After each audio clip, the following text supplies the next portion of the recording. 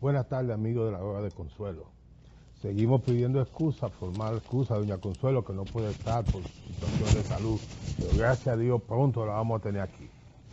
Oye, yo tengo el privilegio de compartir con un hermano de no vamos a decir muchos años, porque no, ninguno de los dos somos tan viejos, pero de muchos procesos de lucha.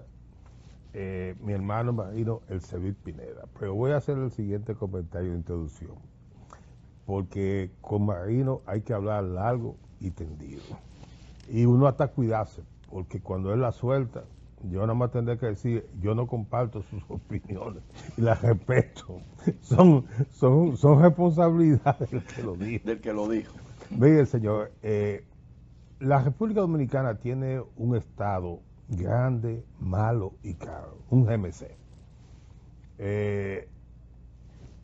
Margaret Thatcher inició todo un proceso de reducción del Estado.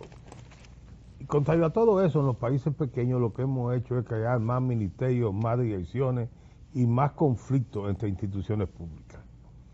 Pero dentro de las instituciones públicas dominicanas que tienen que jugar un papel fundamental en este momento del país está un ministerio, que es el Ministerio de Medio Ambiente y Recursos Naturales, y una dirección, que es la Dirección General de Migración.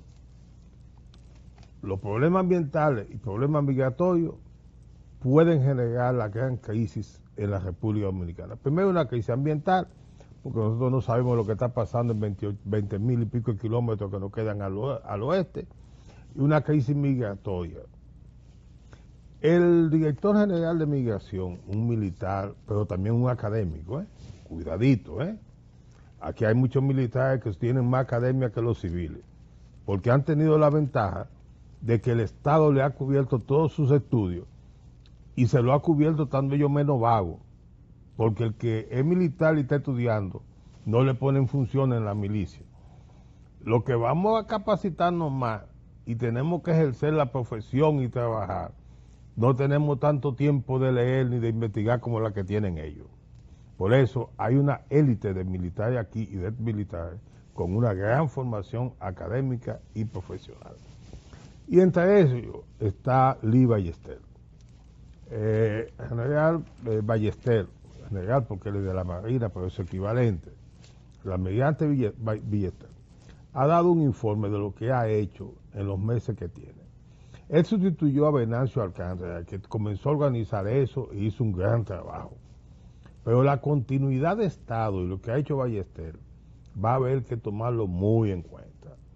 Muy en cuenta, porque al tratarse de un militar y no hay posibilidad de que haya tráfico de inmigrantes irregulares en la frontera dominico-haitiana si no forma parte de ese entramado un militar. Y siendo el militar, tiene una línea de respeto, los militares se cuidan porque es un general, y en la guardia, en la milicia, eso se respeta. Es diferente que si fuera un civil. Por eso, nuestras felicitaciones a Lee Ballester.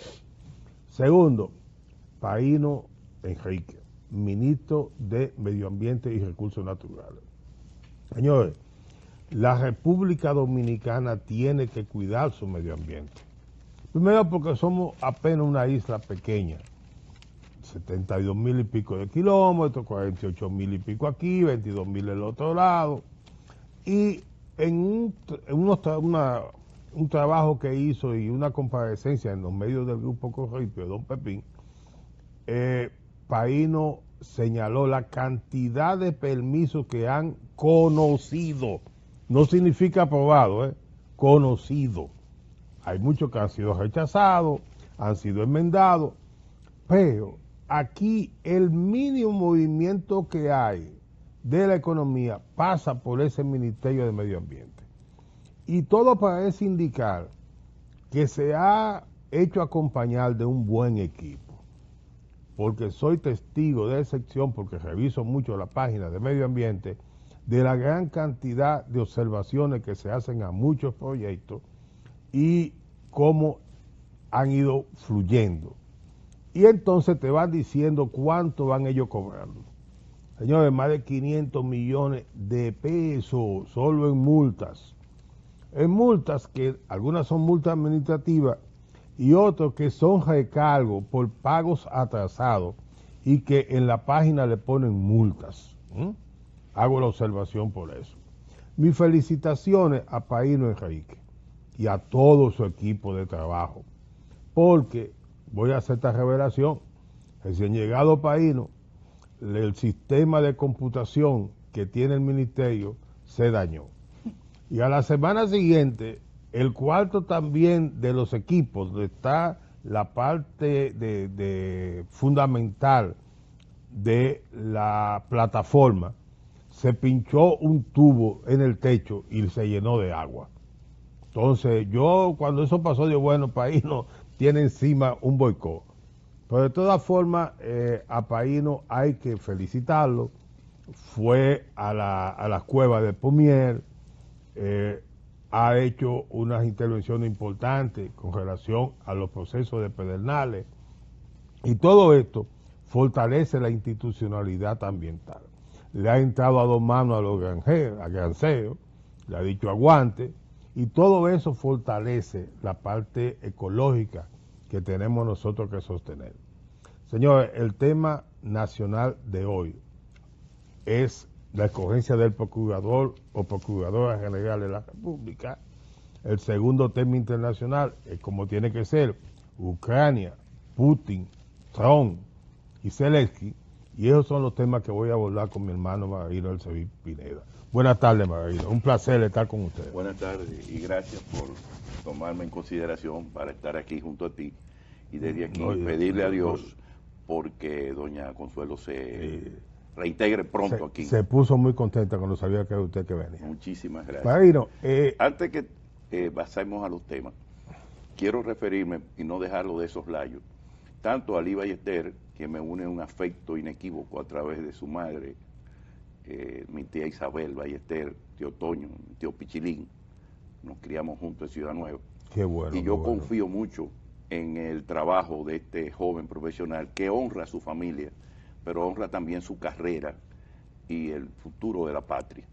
Esa información que él está dando, que va a haber una vigilancia facial, es introducir la tecnología para poder controlar la migración y más aún dentro del esquema de los derechos humanos, sin abusos, sin atropellos y cosas por el estilo, porque en definitiva de aquel lado lo que hay es realmente una dificultad extrema y los haitianos no se ponen de acuerdo entre ellos mismos.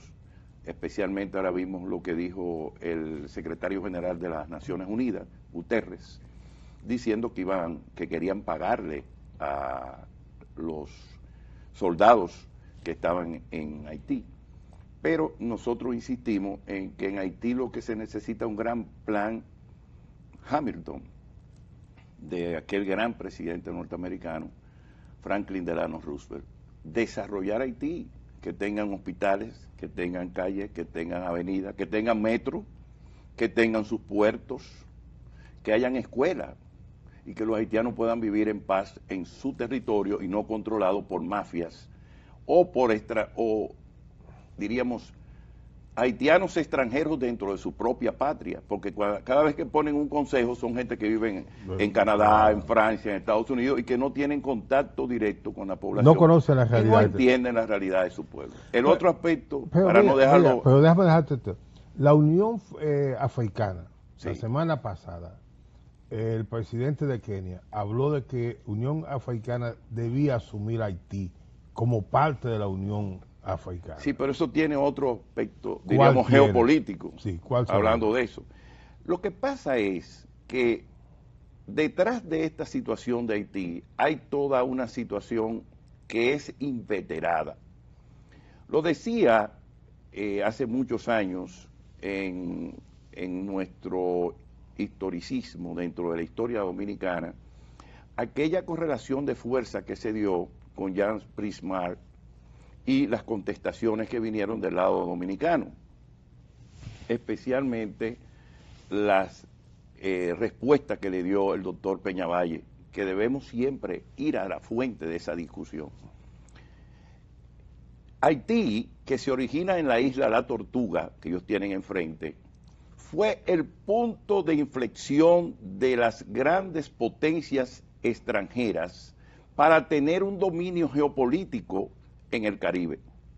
Y la isla de la Tortuga sirvió para los ingleses, los alemanes, los franceses y los holandeses para las incursiones de irrumpir, de boicotear los negocios que España hacía desde el descubrimiento de la isla de Santo Domingo por parte de del negocio que hicieron los colones con la reina Isabel.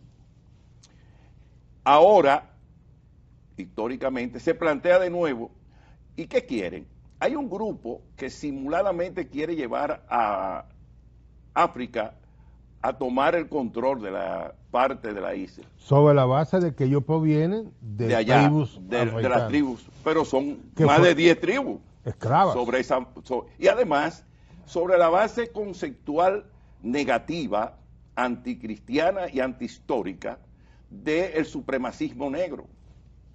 Es decir, hay una inducción con la presencia de los africanos en cuanto a que ellos quieren estar en la isla, esta vez inducidos por una corriente que dicen que están los venezolanos, que son los que liderean ese grupo, y el señor Maduro, el dictador, que es muy antidominicano y propone siempre el tema de la unión de la isla, y ahora está retraído por la presencia de Trump y la posición clara y precisa que nos dio el secretario de Estado Marco Rubio, que le dijo, no hay solución dominicana, no hay solución haitiana en territorio dominicano, que concuerda con la posición del presidente Luis Abinader. Ahora, ¿dónde está el tema? El tema también está en que Haití ha sido tomada por la delincuencia, sino que hacía Petro en Haití hace menos de 2 semanas, que vino primero aquí y después cruzó a territorio haitiano. Y miremos lo que acaba de decir Petro, hablando de Petro, el presidente de Colombia, sobre la base de que su avión habían comprado misiles para explotarlo. O sea, ¿cuál es la mafia que se está manejando con los acontecimientos que se están dando en Colombia, sobre todo con el tema de Matacumbo, que ha habido desplazamientos de más de 150.000 personas y han habido asesinatos de más de 100 personas? Entonces, eso no se puede ver solamente de que África viene, no. Eso tiene otras connotaciones del crimen organizado que también está metido en Haití y que controla esas mafias.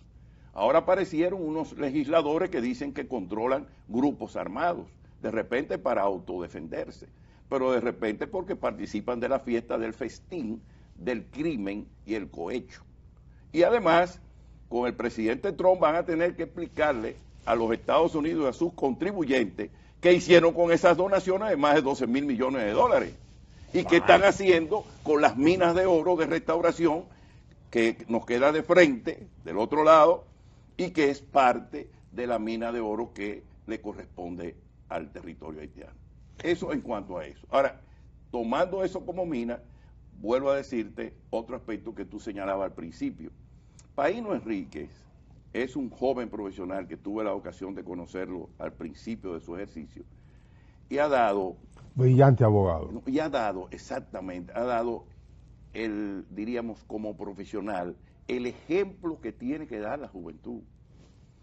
Cuando usted asume un cargo público, usted tiene que cumplir con las normas y con el proyecto de nación que esto implica, cumplir con las ordenanzas. Como bien tú decías, le boicotearon su entrada. Sí. Sin embargo, inmediatamente implementó una nueva tecnología y ha tenido el éxito de por lo menos reglamentar, porque en este país lo que necesitamos es que se cumplan las reglas, no necesitamos más ley. Ya están ahí. Ya están ahí, que se cumplan. Sí. Y ojalá que este joven profesional, ya un adulto, lo vi muy joven cuando lo conocí, muy jovencito, y básicamente que pueda contribuir a las políticas públicas de preservación de nuestro territorio, porque como bien tú dices, de aquel lado de la isla lo que hay es un erial. Sí, sí, sí. Cuando usted se sube en un avión y pasa por la isla y usted cruza por Puerto Príncipe y cae aquí en el aeropuerto de las Américas, usted ve la diferencia entre el verdor nuestro y el erial que existe en Haití. Por eso en Haití se necesita todo: sembrar, hacer presas, recoger el agua, volver a fomentar. Ahora mismo, no sé si te diste cuenta, cuando nosotros estamos diciendo y hablando de que las parturientas nos cuestan 4.000 millones de pesos, darle ese servicio a los haitianos, entonces ellos queman el principal hospital de Puerto Príncipe. Es una respuesta de mafia. Con 18 muertos. Con 18, una respuesta de mafia y de crimen organizado. Pero, ¿cuál es la señal? Bueno, aquí no van a nacer de aquel lado. Pues no, tienen que nacer en Haití. Y un fideicomiso es que permite hacer una plaza de la salud allá en Haití, porque la solución de los problemas haitianos está en el territorio haitiano, no en República Dominicana. Bueno, esta semana pasada se descubrió una mafia en la provincia de Peravia, Sí. donde la falsedad en escritura. Y aparecieron. Tú que has sido un penalista exitoso, ¿hasta dónde, viéndolo así de lejos, porque el abogado que opina, como estudioso tú has opinado siempre viendo los expedientes, pero por la información así en el aire que dice la prensa, ¿cuál connotación tiene eso en términos jurídico y en términos de sanciones? Bueno, primero eso es un crimen de falsedad en escritura pública, porque eso no fue en la casa de Juancito ni en la casa de Perencejito. Eso se hizo falsificando los documentos de la Junta Central Electoral. Y de un hospital. Y de un hospital público. Entonces, lo otro es, yo no sé si tú recuerdas que la ley dice que cuando hay declaraciones tardías, el fiscal tiene que opinar sobre esa declaración tardía. Habría que preguntar a la fiscalía de Baní, de la provincia de Peravia. Y lo llevaban al ayuntamiento también. Claro, entonces, como hicieron ese trámite, quienes estaban envueltos en esa maquinaria y quienes eran parte de ese engranaje para lograr ese tipo de cosas. Baní también tiene un sentido que hemos visto en la prensa y es notorio, es como si fuese algo muy conocido, pero son entrevistas que salen y se convierten en verdades de perogrullo. En Baní había una mafia que llevaba a la gente para Estados Unidos a través de la vuelta por México. Por México, sí. Y de acuerdo a las informaciones que da el gobierno norteamericano, más de 350.000 dominicanos o 382.000 dominicanos se fueron por la vuelta por México y no era nadando que se iban. Se iban a Guatemala y ahí seguían hacia los Estados Unidos y lo esperaban y lo llevaban algunos hasta Nueva Astoria y se hospedaban en los mejores lugares de Nueva York. Es decir que había todo un engranaje para ese tipo de cosas. Por lo que yo entiendo que la Fiscalía ahora tiene una buena oportunidad, siempre y cuando también la Junta Central Electoral dé las certificaciones de que todo eso es falso. Y tratándose de una falsedad en escritura pública, tiene que haber una verdadera condena. Pero, ¿cuáles serían las consecuencias? Gente, bueno, tú no sabes el tiempo que eso tiene, ni la edad que tienen esa gente. Claro. Ahora, ¿cuáles serían las consecuencias frente a esas personas que tienen un documento que se presume legal y de fe pública, Ajá, y que ahora se descubre que su inicio es falso? Bueno, que su hay base un principio que tú aprendiste que dice nemo auditum proprium turpitudem allegem. Nadie puede alegar su propia falsa para favorecerse. Si ellos se metieron en esa mafia para conseguir la nacionalidad dominicana, a espaldas de la autoridad dominicana, ellos no pueden pretender ser dominicanos. Lo que hicieron fue una falsedad y ellos son lo que quieran ser. Alemanes, holandeses, lo que ellos quieran. Pero no son dominicanos. Pero, cuando veo el censo del año 2022, se produce una reducción de la población de habitantes en la parte, especialmente en la frontera. Cuando lo comparo con el padrón electoral, también una significativa reducción. ¿Significa eso que estamos despoblando la frontera dominico-haitiana? Es posible, o podríamos pensar también que muchos pueblos como Mella, en la frontera, que la conozco bastante, están ahora ocupados por habitantes haitianos. Entonces, ¿qué es lo que está pasando?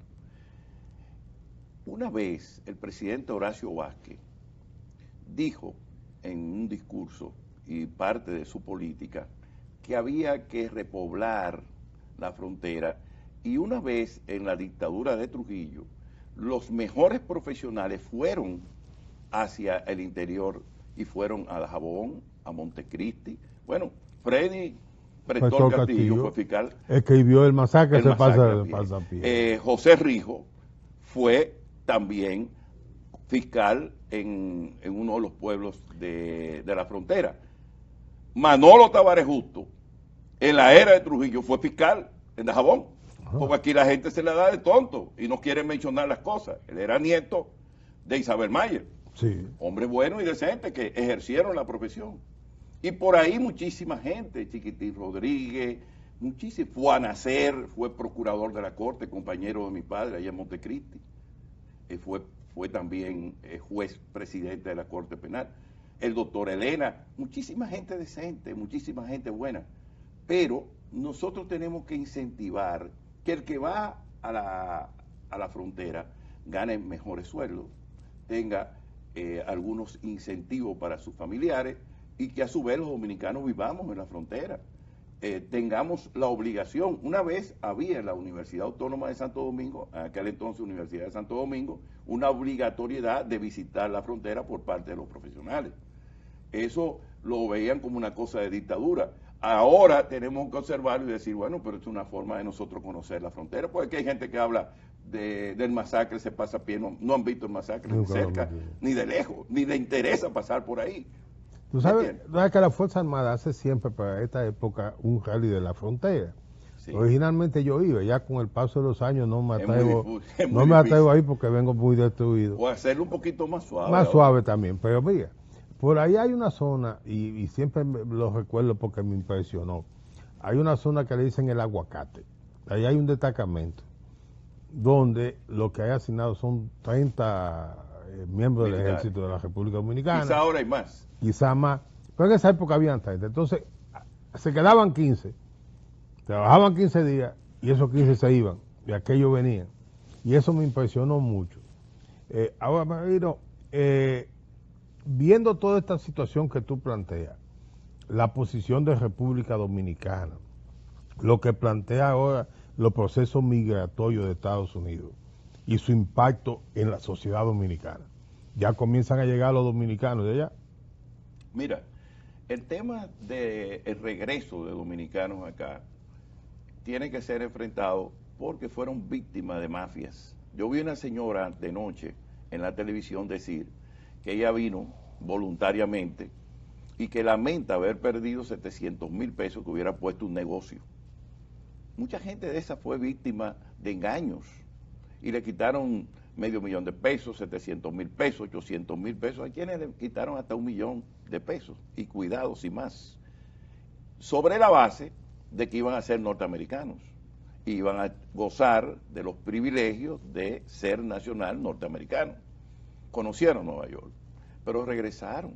Y mucha gente va a venir voluntariamente, porque no es lo mismo yo quiero ir a Nueva York que estar en Nueva York. Agua, sol y sereno. Y frío, además, frío y caliente. Y además, la falta de solidaridad, porque el pariente te recibe 10 días, un mes, pero a los 3 meses tú tienes que buscar dónde vivir. Ahora, ¿qué pienso yo con respecto a la migración? Dije, y vuelvo y sostengo, que los Estados Unidos necesitan mano de obra.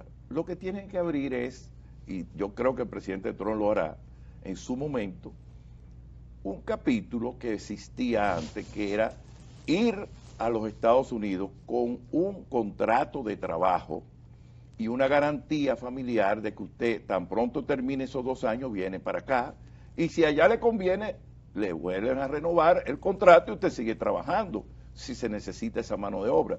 Pero es lo que quieren los Estados Unidos y queremos nosotros, que esas personas que vienen a trabajar aquí o allá estén reguladas y no sean víctimas de mafias para llegar a nuestro territorio o al territorio norteamericano. Ahí nos vamos a una pausa comercial y cuando regresemos Vamos al tema que abordar tú quieres. Procuraduría y Trump y sus relaciones con Putin y Zelensky. ¿Cómo no?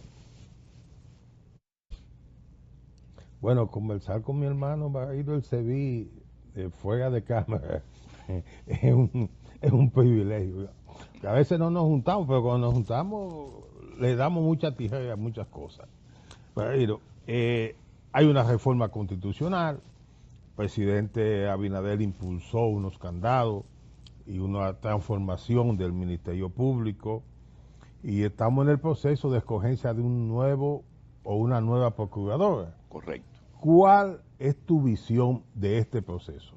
Mira, como tú me señalabas en el comentario interparte, el artículo 171 de la Constitución que reformó el presidente Luis Abinader establece de que él le sugiere al Consejo de la Magistratura un nuevo procurador con sus adjuntos. La gente ha querido establecer, y no lo dice la Constitución, de que debe haber una escogencia sobre la base de presentación de candidatura. El Procurador General de la República es el representante del Estado Dominicano y es el brazo judicial del presidente de la República. Quien no lo entiende así, no entiende el sistema. Los jueces son para juzgar y los ministerios públicos no son para ser acomodaticios, sino para llevar la acusación siempre y cuando tengan algo verosímil. En beneficio de la sociedad. En beneficio de la sociedad. Claro. Algo que sea creíble, verosímil y que tú puedas probar. Evidentemente que en este proceso de escogencia y con la nueva Constitución hay intereses yuxtapuestos que tratan de enrolar en esa decisión a personas que le fueran simpáticas. Yo soy abogado en ejercicio y nunca he salido de mi ejercicio profesional. He tenido muchísimos jueces y amigos, pero ellos en su lugar y yo en el mío. Y siempre he jugado mi rol como abogado. Sin embargo, tengo que decir con honestidad que tanto la magistrada Jenny Berenice Reynoso como el doctor Wilson Camacho son la solución de continuidad de los procesos. ¿Tú te refieres a los procesos de corrupción? De los procesos que el gobierno ha asumido como política pública. ¿Por qué? Porque tú te imaginas que pongan a un gran profesional, porque no van a elegir a un Juan Lana, tienen que elegir a alguien que sepa de derecho y que tenga la suficiente resiedumbre y el equilibrio para estar dentro de esa posición. Pero aún así, si usted no tiene contacto con esos antecedentes, si usted no tiene la empatía con esos procesos, si usted no tiene el día a día de lo que se ha vivido en esos procesos van a devenir en un gran fracaso de la política pública del gobierno del presidente Luis Abinader. Por lo que yo entiendo que tanto Jenny Berenice Reynoso como el doctor Wilson Camacho son la solución de continuidad de esos procesos de políticas públicas, no para beneficio de ellos, sino para beneficio del país, que le han dicho estos investigadores cuánto dinero se han llevado de las arcas públicas, que han demostrado gente que tenía 1.000 millones de pesos y ha devuelto. Entonces son cosas que son verosímiles, son cosas que están palpables. Porque nadie devuelve lo que no se ha Porque robado. nadie devuelve lo que no es suyo. ¿Me entiende? Lo suyo usted no lo devuelve a nadie. Pero fundamentalmente es el tema que ha sido un tema constitucional, el tema de la prevaricación dentro del Estado Dominicano. Es que el Estado no puede seguir siendo una patente de corso para 2 o 3 avivatos en componente con los sectores privados que siempre están detrás de esos negocios para enriquecerse ilícitamente cada vez que llega al poder un grupo de funcionarios públicos. Y yo creo que el gobierno del presidente Luis Abinader lo eligieron para tomar medidas frente a esas inconductas. Han sido denunciadas, han sido expuestas, se han dado medidas de coerción y la solución de continuidad está ya sea en el doctor Wilson Camacho, ya sea en la magistrada Jenny Berenice Reynoso. De tu planteamiento deduzco que tú más o menos piensas que debe haber continuidad por dificultad de que si viene alguien nuevo tiene que pasarse un tiempo para adaptarse. Estudiando los expedientes y además con una situación muy difícil. Mira qué pasa. Porque nada más son por 2 años. No, mira qué pasa. Tú no puedes durar 2 años estudiando expedientes de 10.000 páginas. Ellos se la saben de memoria. Pero peor aún, tú sabes que ahora esos expedientes tienen el San Benito del artículo 148 del Código de Procedimiento Penal. La prescripción. La duración. Sí, la prescripción por duración del proceso. Sí, pero eso no es prescripción propiamente, desde el punto de vista teórico. Es una extinción del proceso por el tiempo que ha durado dentro de los tribunales y que pudiera verse, depende de los jueces, si fue una actitud del Ministerio Público o fue una dilación por parte de la defensa. Sin embargo, eso pudiera acarrear verdaderamente un desastre ético-jurídico en nuestro país. Porque tú te imaginas que le digan ahora a la población que a fulano devolvió 1.000 millones de pesos y ahora todo eso se queda así. Porque, eso sería, porque pasó el tiempo. Porque pasaron los 4 años que dice el artículo 148, que no son 4, porque no sé si tú sabes que la reforma del 2015 quedó anulada por el Tribunal Constitucional. Claro. Entonces vuelve a 3 años. ¿Por qué? Porque uno de los estamentos legales, creo que fue en la Cámara, el Senado de la República, no aprobó esa legislación y solamente fue aprobada por una de las cámaras. Entonces el Tribunal Constitucional dijo que la Ley 15 del 10 de febrero del 2015 era inconstitucional y todas esas reformas de la Ley 15 quedaron otra vez diríamos, invalidadas. Por tanto, en cuanto al plazo del artículo 148, vuelve a los 3 años. Imagínate el lío que sería, desde el punto de vista de política pública, que le digan a este país que todas esas admisiones quedan sin efecto porque pasó el plazo.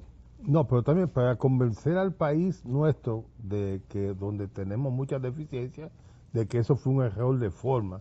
No de fondo. No de fondo. Eso la gente no lo va a entender. No lo va a entender. Por eso siempre cuando hicieron esa reforma yo decía que esa prescripción extintiva a los crímenes de 10 años era verdaderamente una parejería que solamente existe en Europa pero que no era propia de la República Dominicana.